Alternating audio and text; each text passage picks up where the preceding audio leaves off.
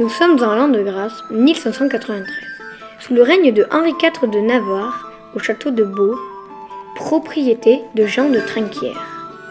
Dominant la vallée de la Buège, vivaient de nombreuses familles de paysans qui bénéficiaient d'une eau de source pure et limpide à la fontaine du Griffou.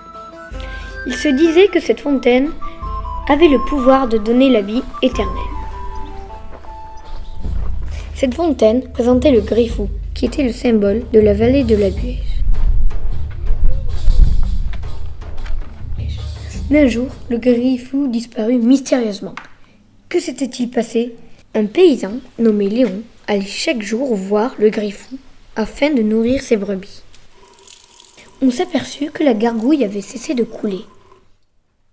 Wesh, avec mes bêtes, on est allé à la fontaine et il n'y avait plus de flotte. Ça craint grave. Les brebis de Léon survivront-elles ? La malédiction venait-elle de s'abattre sur la vallée de la Buège ?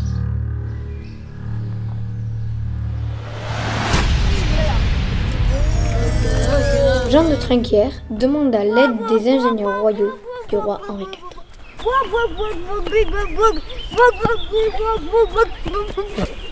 On a tout essayé. Toutes les technologies. Aucune ne marche.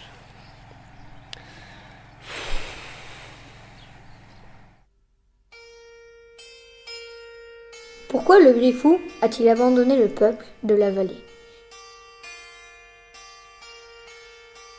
Comment les villageois vont-ils se désaltérer ? Retrouvons tout de suite notre dossier spécial, les maisons d'autrefois.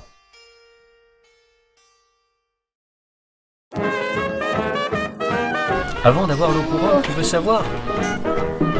Et on allait chercher de l'eau à la fontaine. Hein. Elles allaient à la fontaine, elles remplissaient leurs cruches, elles en profitaient pour papoter un peu, pour parler avec les voisines. L'eau, elle a été mise dans les maisons en 1963. Je vais te dire, comme on était à la campagne et que c'était une ferme et qu'il n'y avait pas l'eau sur le robinet, on faisait attention à toutes les gouttes d'eau. Et on se lavait dans des bassines. On faisait chauffer de l'eau sur le gaz et après on se lavait dans des bassines. Parce qu'il n'y avait pas de douche à l'époque. Oui. Les gens pouvaient être propres, même s'il n'y avait pas d'eau courante. Comme ça. Sur les pierres, là, ça va. Puis après, on allait à la rivière, on le rinçait. Avec les machines, c'est super. On rentre tout dans la machine, on appuie sur un bouton et ça marche tout seul. Mais on a l'impression que c'était dans le temps, du temps des grottes. Mais non, c'était pas il y a longtemps, c'était il y a 60 ans. Alors, on se mettait autour de la cheminée, on racontait des histoires, ou on pouvait jouer aux cartes aussi, on allait chez des amis, on allait faire des parties de cartes. Ou alors on faisait un peu de la pâtisserie, qu'on mangeait tout en racontant des histoires.